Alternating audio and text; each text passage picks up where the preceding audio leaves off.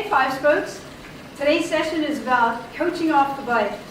Why do you do it, when do you do it, and how do you do it? And this session was inspired by one of our followers who messaged me and said, hey, I just got certified, I've been watching your videos, they're really helpful.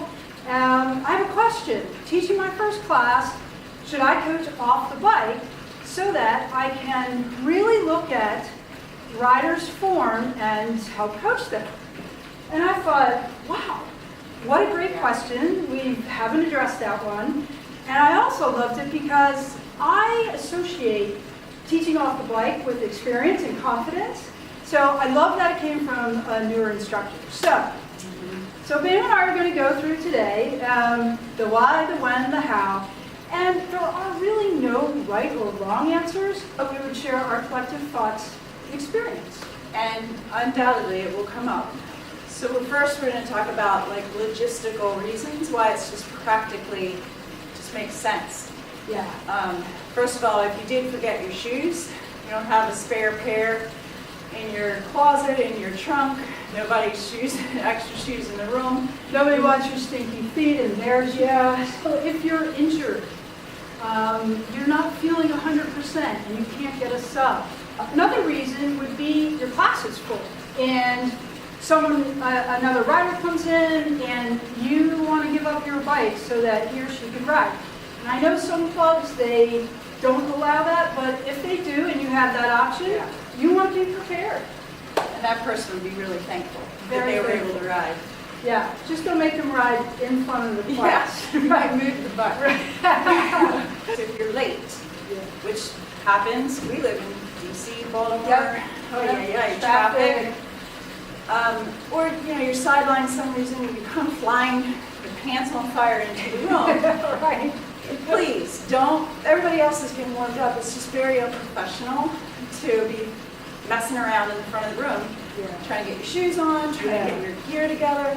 Just teach off the bike. It's professional. It's like making a judgment call to say this just makes sense. Yeah, totally. And then I think it's a really good point because then you're also not wasting more of your rider's time, right? You're blowing in late, bad enough, Right. But it happens. Or if another instructor doesn't show. And you happen to that be never club. happens. No, right. How many of you have started teaching because somebody didn't show That's up? right. That's another reason to get off the bike. Sometimes, so your riders are looking at you, and often it's super dark. They have one view, right? Depending on your mirrors, but primarily frontal. If you want to demonstrate something that lends itself more from a side view, great time to get off the bike, demonstrate it, and then get back on the bike. So maybe ankling in your pedal stroke.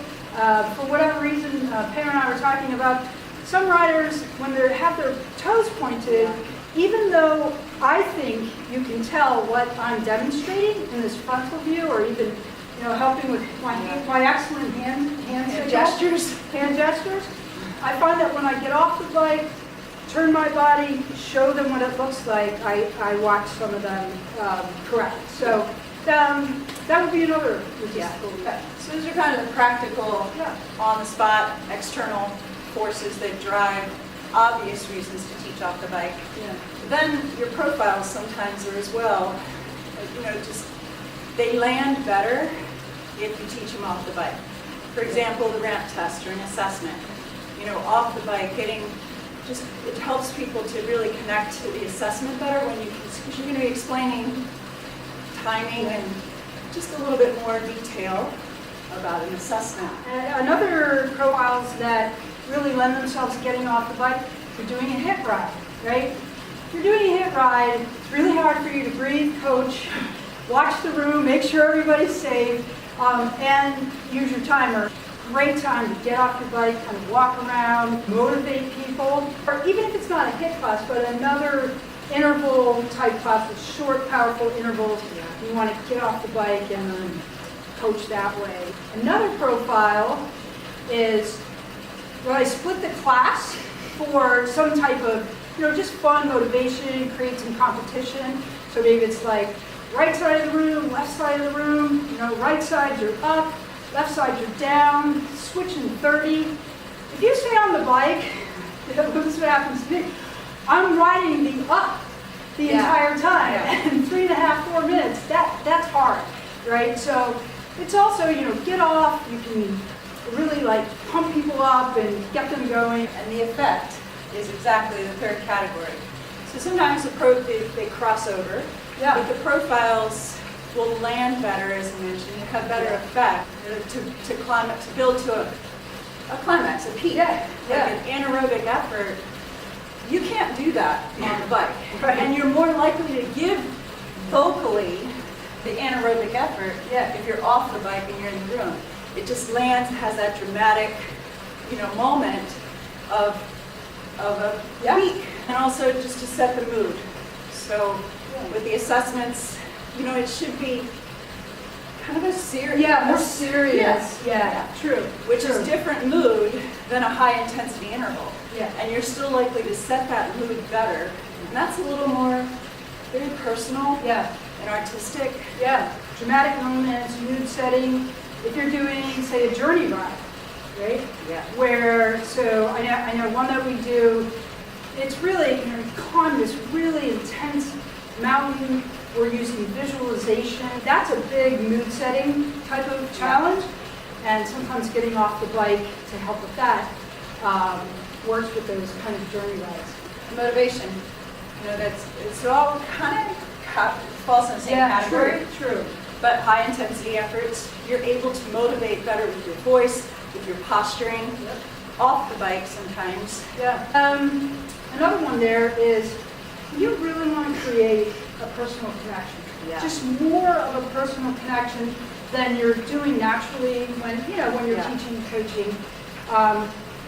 We teach in the dark pretty much. So But I guarantee that even in the dark, yeah, and you guys have probably all experienced this too, as soon as the teacher or the coach comes closer to you, you're like, Joel, tighten, zip it up. actually I just did that. Like clean up the form, Yep. get the spot on, with the numbers, because people will rise to a higher Yeah. performance when, somebody that they admire and respect or in the presence of others. Yeah, true. And it feels more individual versus, she's just talking Yeah. to everyone. Casting a And wide net. probably not me, even though we are.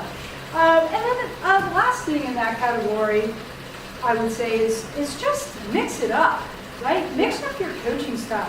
Getting off the bike is a great way to just kind of break your mold and give your rider something a little unexpected. Spice it up. Yeah. How? So how do you do that? Yeah, so how do you do it? I do recommend exposing yourself to it in small doses. You'll determine the way you do it, the how, will be determined by why. So figure out the profile that you want to teach and start practicing developing a different coaching skill, getting off the bike in small doses. Yeah, I like that. Another area for the how, which this is more art than science, Definitely. experience and kind of, I think, a lot of Personal. confidence and personal. Yeah, Yeah. it's a good word.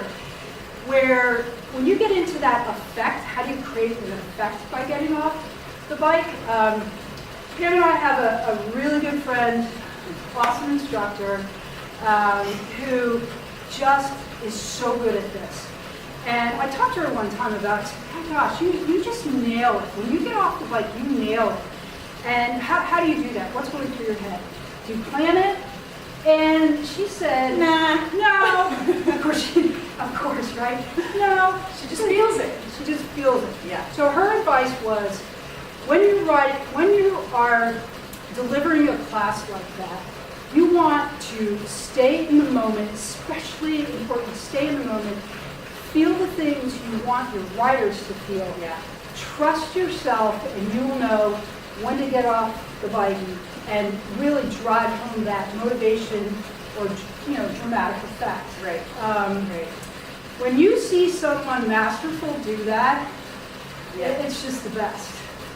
Being able to read the energy in the room, Yeah.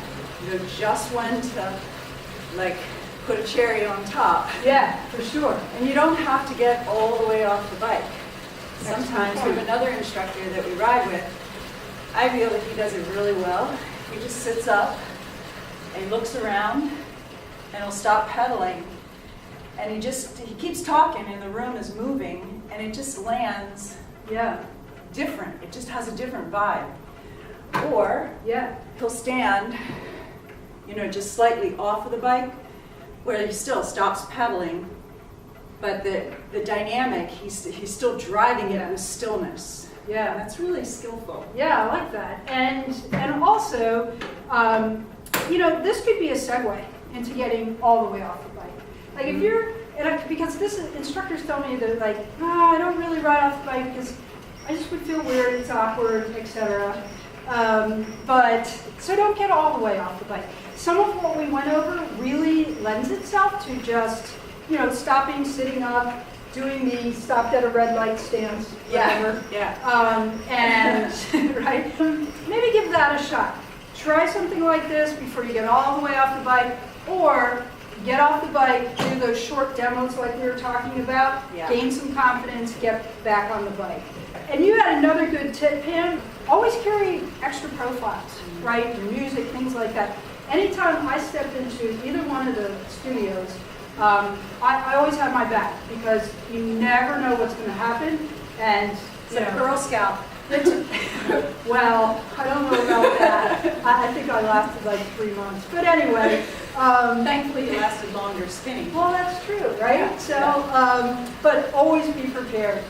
Thanks, Five Spokes, for tuning in. And as always, stay awesome.